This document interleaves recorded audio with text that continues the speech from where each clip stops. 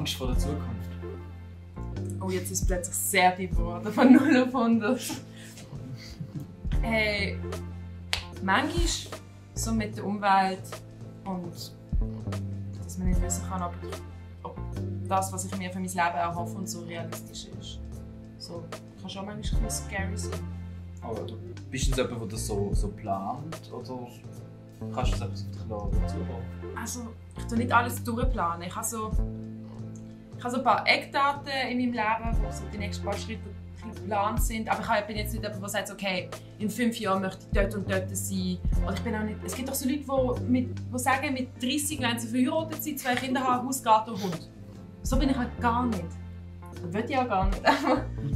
Das wäre es, glaube ich, nicht für mich. Einfach weil ich habe so ein paar Pläne fürs Leben, aber ich will es auch mehr dann so ein bisschen auf mich zukommen. Und ich will nicht Erfahrungen ausbleiben lassen, einfach nur aus dem Grund, weil es nicht in meine Lebensplanung hineinpasst.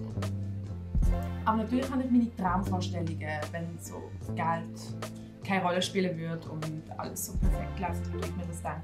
Was war das? Also wenn Geld einfach keine Rolle spielt? Einfach nur so ein Dream. Also, ich glaube, ich würde so jetzt die nächsten 4 Jahre studieren, muss ich auch mehr Stress machen. In der Semesterferien würde ich reisen. Und nach dem Studium dann auch noch mal ein halbes Jahr reisen, was völlig utopisch ist, als ob ich dann Geld dazu hätte. Das würde ich so ein halbes Jahr machen und dann würde ich mir irgendwo in einer Stadt, ich weiß nicht wo, eine Homebase aufbauen, eine Wohnung suchen und dann anfangen, an verschiedenen Orten am Theater zu arbeiten. An verschiedenen Projekten, Performance, Theater, viel umreisen, unterwegs sein und so mein Geld verdienen. Das wäre so der Dream. Hast du Angst davor? Hey, mega. Weißt du, ich bin in einer Branche tätig, wo sich nie sicher sein kann. Also, man muss immer schauen, wo das nächste Geld herkommt. Man muss immer am Ball bleiben, weiter connecten, weiter daran arbeiten. Und das finde ich ein bisschen problematisch. Es kommt so ein Leistungsdruck, man muss abliefern. Und bildet sich so ein Druck. Und das ist für mich mega widersprüchlich. Wie kann man kreativ sein unter Druck? Das muss man einfach abliefern. Und das macht für mich keinen Sinn und das stresst mich auch. Weil, klar, die größte Angst von mir ist eigentlich immer noch, dass ich nicht von dem leben kann, was ich eigentlich machen will. Oder auch, dass ich halt einfach zu wenig Talent habe für das, was ich eigentlich machen will. Und das Ding ist halt auch klar, man macht es für sich selber. Aber schlussendlich macht man es trotzdem auch für Leute. Und wenn es keine Leute gibt, die sich das Zeug anschauen wollen, was du machst, dann kriegst du keinen Auftrag. Und wenn du Aufträge ausbleiben, dann kriegst du keine Jobs und kriegst Geldprobleme und kannst nicht davon leben. Und das ist so der Catch an der ganzen Sache. Also man kann sich nie sicher sein. Hast du irgendwelche Pläne in Zukunft? Nein. Nein, also Plan doch. Also natürlich Plan, aber halt jetzt, ich habe jetzt nicht alles fix ausplanen. Ich weiss ein bisschen etwas, aber ich kann mir auch noch ein bisschen unsicher sein. Also ich kann das auch mit einem guten Gefühl. Oder ohne schlechtes Gefühl zumindest.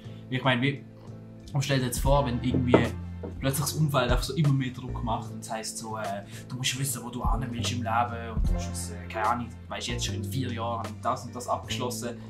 Und das ist bei mir nicht so, aber ich glaube, wenn es bei mir so wäre, dann wäre das mega schwierig.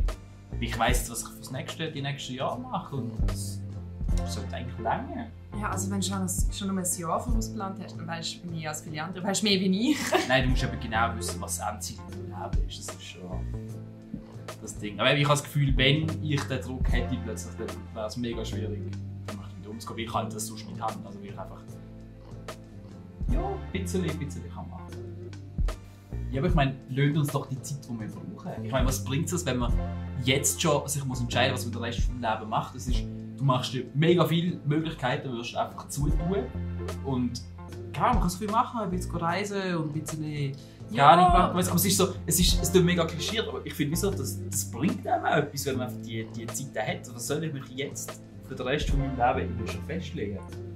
Man will ja auch noch etwas anderes erleben als das Leben, das man hier hat. Genau. Und es ist auch, wir wollen ja alle schließlich irgendwann mal etwas machen, das uns irgendwie befriedigt oder uns erfüllt oder halt Spass macht.